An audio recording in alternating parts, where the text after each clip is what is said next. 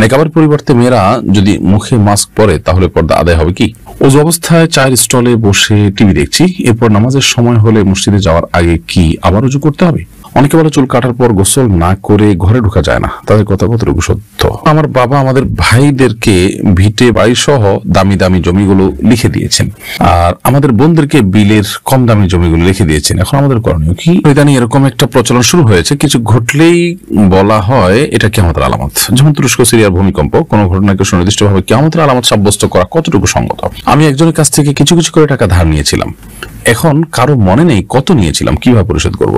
আমাদের এলাকায় একবার হজ করলে নামের সঙ্গে হাজি যোগ করে, আর একাধিকবার হজ করলে আলহাজ যোগ করে নামের সঙ্গে হাজি ও আলহাজ ব্যবহার করার বিধিবদ্ধ নিয়ম আছে কিনা? সার্টিফিকেটে বয়স কমে চাকরি করলে উপার্জনের টাকা হালাল হবে কিনা?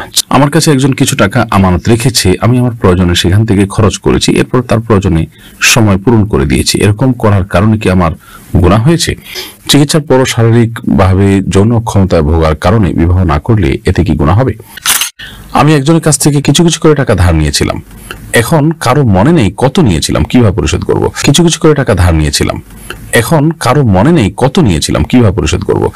আল্লাহ মাফ করুন, আপনি অল্প অল্প করে যদি অনেক টাকা ধার নিয়ে থাকেন এবং কোনো মনে নেই, তাহলে আনুমানিক একটা ফিগার আপনাকে বের করতে হবে যে এর বেশি হবে না, তাহলে সেক্ষেত্রে সেটা আপনি পরিশোধ করলে ইনশাআল্লাহ বিদিল্লাহ আপনি দায়মুক্ত হবেন। এরপর প্রশ্ন, সার্টিফিকেটে বয়স কমে চাকরি করলে উপার্জনের টাকা হালাল হবে কিনা? চাকরির বয়স কমিয়ে কিংবা বাড়িয়ে এভাবে করে যদি আপনি উপার্জন করেন তাহলে সেক্ষেত্রে সেটা উপার্জনটা হালাল হবে যদি আপনি হালাল কাজ করে উপার্জন করেন, কিন্তু কাজটা গুনাহের কথা হবে এবং প্রতারণা হবে, সেজন্য আল্লাহর কাছে তওবা ইস্তেগফার করতে হবে। আমার কাছে একজন কিছু টাকা আমানত রেখেছে, আমি আমার প্রয়োজনে সেখান থেকে খরচ করেছি, এরপর তার প্রয়োজনে সময় পূরণ করে দিয়েছি, এরকম করার কারণে কি আমার গুনাহ হয়েছে? দেখুন, প্রথম কথা হলো যে আপনি কারোর কাছে যদি আমানত রেখে থাকেন তাহলে সেক্ষেত্রে সে আমানতের টাকা খরচ করাটা আপনার জন্য গুনাহের কারণ হয়েছে, এবং এই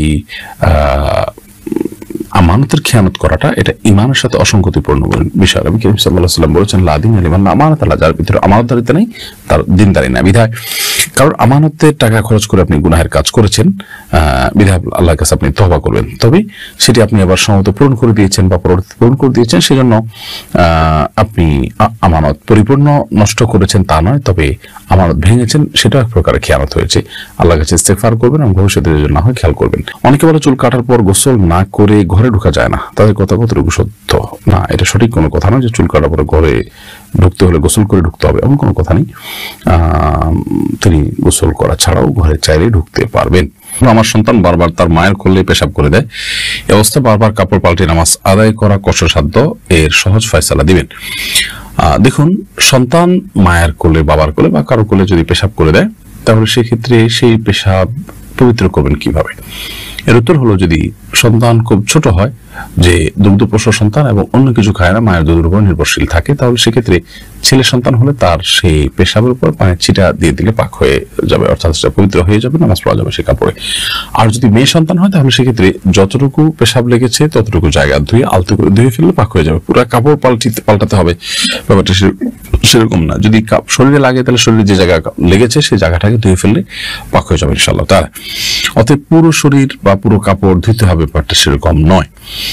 আর যদি সন্তান দুগ্ধপোষ্য না হয় বরং অন্য খাবারের উপর নির্ভরশীল হয়, কিংবা দুধও খায় কিন্তু অন্য খাবারও খায় সে, তাহলে সেক্ষেত্রে অন্য সাধারণ পেশাবের মতো করে তাকে পবিত্র করে তারপরে সালাত আদায় করতে হবে। আর পবিত্রতার নিয়ম বলেছি, যেটি যেখানে পেশাব লেগেছে সেই জায়গা, সেটা কাপড় হোক আর শরীর হোক, সেটাকে ধুয়ে তারপর সালাত আদায় করবেন। চিকিৎসার পর শারীরিকভাবে যৌন অক্ষমতায় ভোগার কারণে বিবাহ না করলে এতে কি গুনাহ হবে?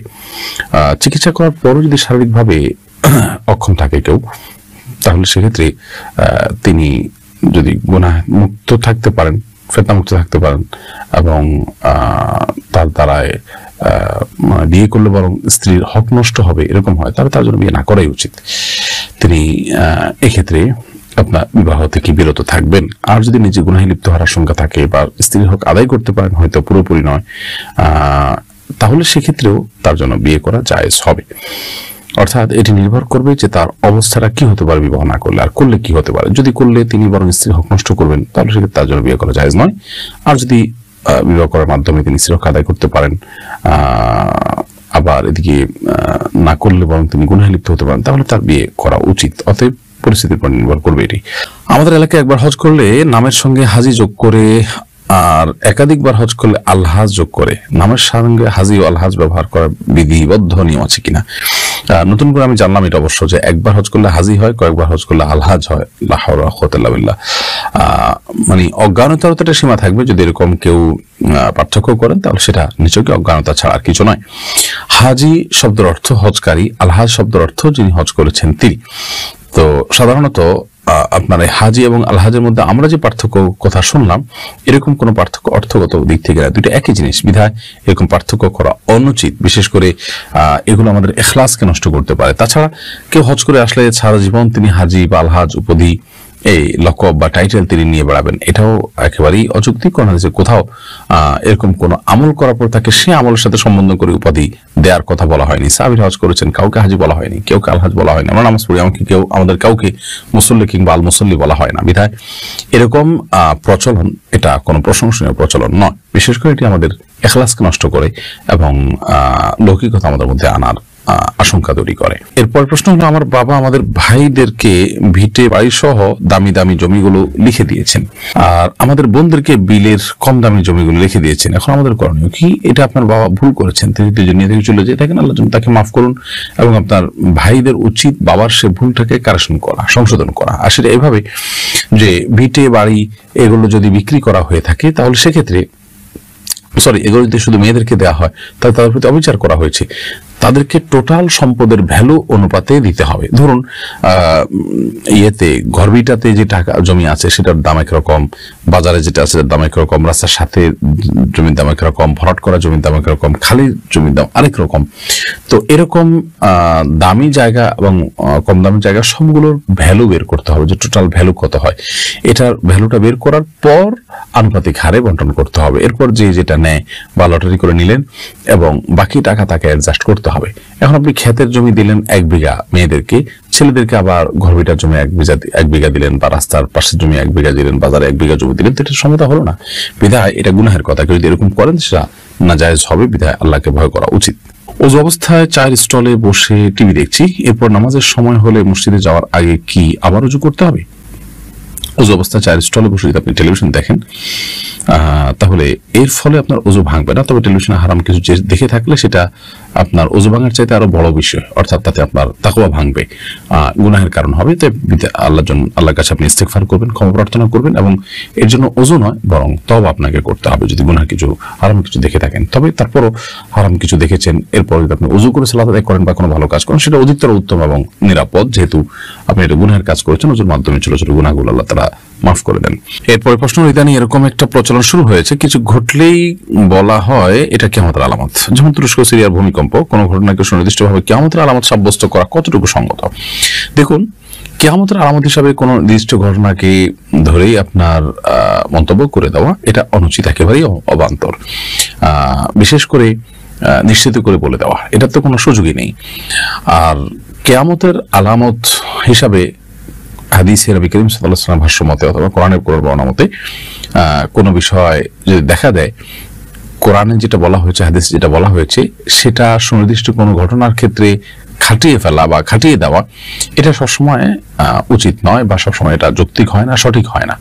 ধরুন বলা হলো যে কিয়ামতের আগে ভূমিকম্প হবে। এখন কোন ভূমিকম্পের কথা বলা হচ্ছে? ভূমিকম্প তো এটা চলমান প্রক্রিয়া। কিয়ামতের আগের ভূমিকম্প এটাই যে সেটা তো আসলে নির্দিষ্ট করে বলা কঠিন। বিশেষ করে সেটা যখন কিয়ামতের আলামতের ভূমিকম্প হওয়ার জন্য যা দরকার, হাদিসের বিভিন্ন থেকে, ইশারা থেকে, ইঙ্গিত থেকে যদি বোঝা যায়, তাহলে তার আলোকে ওলামায়ে কেরাম মন্তব্য করবেন। কিন্তু হুটহাট করে যেটাকে সেটাকে কিয়ামতের আলামত বলা, এটা সত্যি এ যুগে একটা মানে কি বলে, একটা ফ্যাশন বা একটা প্রচলনে পরিণত হয়েছে। এটা করা উচিত নয়। তবে এটা ঠিক, হাদিসে বলা হয়েছে কিয়ামতের আগে ভূমিকম্পের পরিমাণ বাড়বে এবং সেটার অংশ এটা হতেও পারে, আল্লাহু আলাম। নেকাবের পরিবর্তে মেয়েরা যদি মুখে মাস্ক পরে তাহলে পর্দা আদায় হবে কি? নেকাবের পরিবর্তে যদি মাস্ক পরেন এবং তার সৌন্দর্য যদি তাতে আপনার অপ্রকাশিত হয় তাতেও পর্দা হয়ে যাবে। পর্দার জন্য আপনার ওই কাপড় দিয়ে নাকাবি দিতে হবে এরকম কোনো কথা বা বাধ্যবাধকতা নেই। আপনি মাস্ক দিয়ে করেন কিংবা ওড়না দিয়ে করেন কিংবা অন্য কিছু দিয়ে করেন, যেভাবে হোক আপনার সৌন্দর্য আপনি অপ্রকাশিত রাখবেন এবং সেটি প্রকাশ করে বেড়াবেন না, এটুকুই যথেষ্ট আপনার জন্য। আল্লাহ তাআলা বলেছেন যে ওয়ালা ইউযিনা যিনাতাহুন্না ইল্লা মা যাহারা মিনহা, মেয়েরা তাদের সৌন্দর্যকে প্রকাশ করবে না। এই যে প্রকাশ করবে না, এই প্রকাশ না করার জন্য তিনি যে প্রক্রিয়া অবলম্বন করেন না কেন সেটি জায়েজ।